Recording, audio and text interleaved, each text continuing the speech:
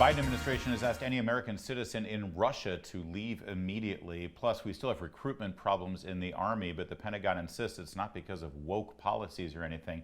And, oh, by the way, we can't confirm or deny that we're shooting down alien UFOs over our country. Sounds like a time to check in with Jim J. Carafano, Vice President for the Institute for National Security and Foreign Policy over at Heritage Foundation. All right, let's dispense with the UFO talk, but we are shooting things down up there, Jim. And I think the American people are somewhat concerned about sudden violations of our airspace. Or is it sudden? Is this happening all the time and now we're just discovering it?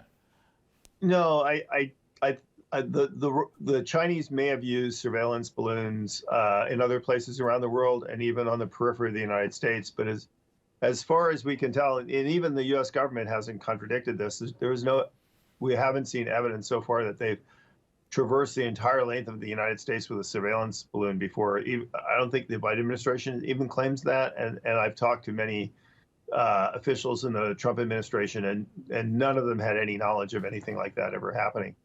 The great frustration with me is that it's very clear what the Chinese were trying to do and why the U.S. government just doesn't come out and say that instead of, well, we're also looking at UFOs. And, that I think gets to the real crux of the problem with this administration's policies towards China, because it doesn't take, with the publicly information we have available. I mean, I was in the military for 25 years. I've read all the Tom Clancy novels. I can figure this out. Yeah. Why can't the U.S. government just come out and talk about what's going on here rather than just kind of sounding like the Keystone Cops? Let's say what they're not saying, because a lot of people are like, well, what's the point of the balloon? We know they've got spy satellites. Why would they have to do this? What exactly were the Chinese doing here? Well, the Chinese, and we've actually publicly said this now, they have a nuclear missile force that's bigger than ours. They have more ICB, intercontinental ballistic missiles. These are the things that can traverse half the planet in 38 minutes. And with the size and power that can deliver a nuclear warhead, those are useless unless you can target them. And you actually need fairly precise targeting for nuclear targets because they're actually hardened to withstand a nuclear attack. So you have to really actually be able to hit them. The problem with satellites, and this is actually a problem with our satellite, not a problem, it's a reality of our satellites as well, is the Earth rotates. These satellites are in low Earth orbit. They're not over the United States for a very long period of time, so they can collect a lot of information when they're overhead. But we also know when they're overhead, so we can cover up stuff we don't want them to see. Mm-hmm. And also, there's other ways to get targeting data other than looking at a picture. You can also get it from looking at electronic signals, whether it's a communication or an image coming, like a radar thing projecting or something. So, okay. For example, if you ever watch 24, the guy goes, he murders his girlfriend, he dumps her in the woods, and the next day they arrest him because they've looked at his cell phone and they've, tracked where he's been all night, right? Yeah. It's the same thing. And the optimum way to collect that data is with a balloon, because they move slow. They can get a real good look of everything that they're looking for. And it looks like, based on this pattern, they were looking at our ICBM silos, I should say, and Air Force bases. In other words, it sounds like they're trying to target us for a first attack, a preemptive attack against us. I mean, you mentioned Tom Clancy, Jim. I mean, back in the good old 80s, we would look at this as a provocative act of war, wouldn't we, with the Soviet Union? Well, look, China has a nuclear, or is building a nuclear force that's equal to or exceeding the United States or Russia. That threat of, not that I'm sure they're like us, they probably stole somebody's Netflix password and they've seen The Last of Us. They don't want to live in a smoking room, but they want to be able to use nuclear forces as a threat to hold the other guy at risk. And that's two things. It's called counter value, which is our cities, right? Would you be willing to trade, Taiwan for Washington or New York or Portland or Seattle? Well, I don't know. Maybe we would trade Portland, Seattle. I don't know. But also you want to strike what's called counter force, right? So eliminate the ability of them to shoot at you and hold their targets at risk. That's the maximum deterrent. That's what we and the Soviets did during the Cold War. So very clearly, that's what's going on here. And why our government just doesn't say that that's what's going on, that's what's so maddening. And it gets to the real root of the problem, which is their policy towards China, which they want to appear tough on China. but they also don't want to be tough on China. And so they want to minimize what the Chinese are trying to do here, successful or not. This is a deliberate Chinese effort to target a nuclear holocaust against the United States. Why can't we say that in public? Yeah.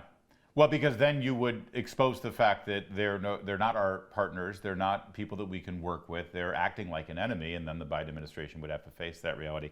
By the way, I'm concerned about my parents living in Portland, Jim. So let's just, We'll protect them. Meanwhile, you mentioned I cannot protect them. I cannot protect them from the government of Portland, but I promise we'll protect them from Russia. Well, they get that. They know what they're in store for. You mentioned Russia. We have an announcement now that if you're a passport holder in Russia, you got to get out. Have things increased over there? Are there bigger problems? I mean, I don't know why there are U.S. passport holders in Russia right now based on how that government's been behaving the last several years, but this sounds like an escalation. Well, the short answer is I do not know. On the other hand, I will say the U.S. government and other NATO governments have issued these kinds of warnings before. So it's not a new thing. It's a restatement of a previous warning. And if you want to say why now, well, the most logical explanation is the Russians are in the middle of a major offensive. It's already not going well. Would they not do another Griner or the other guy and just take somebody hostage? And I think that's probably what the U.S. government's worried about. And also, this would be a high-profile kind of incident that they would try to execute while the president will be visiting Poland to mark the beginning of the hostilities in Ukraine, right? I believe Biden's heading that way. Right. And I mean, yeah. So, I mean, the Russians, very likely would look for things that kind of would distract from, if they're failing on the ground, other ways to kind of poke at us. And this is, I think, the reality of what we have to expect. The Russian physical military threat to the transatlantic community is probably going to be greatly diminished when this is all over.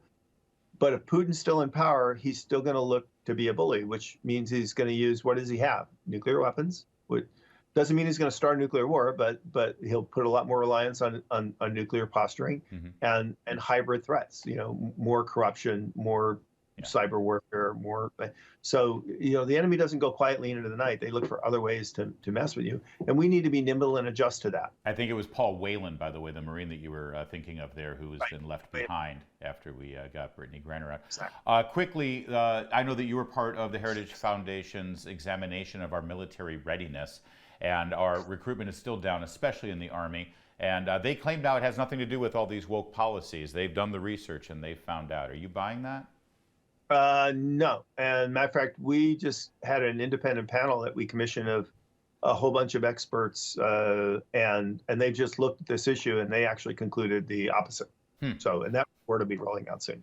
So yeah, we think that the politicization of the military has actually an impact. And look, if you just do the math, and this is just perfectly logical, who is volunteering for military service, particularly after 9/11? And the answer is, it's a lot of kids from rural districts that are mostly conservative. Those are the people that were heeding the call to. It wasn't, poor kids from the inner city. It was, kids that go to high school and they got a good grade and their nose is clean and they want to serve their country. Yeah. And whose family, and this is really important, whose family have a propensity to serve, right? They said, well, we think it's a good choice for you to go in the military and serve your country, right? That's what's declining.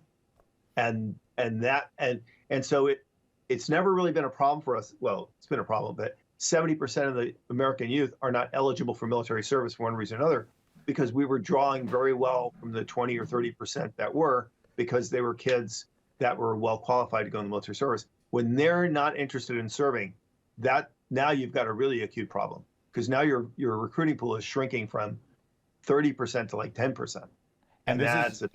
And they're turned off from recruiting right only a few seconds left, but this is because the civilian rhetoric, as well as some of the military leadership rhetoric, they're using terms, phrases, and ideas that suggest that those very Americans you're talking about are the problem. Exactly. Yeah, thank you. That needs to be fixed. I think we need new leadership there as well. And elections coming up in 2024, that should be a major talking point in that election. Jim Carafano, thanks for joining us. This is O'Connor Tonight. You're watching Salem News Channel.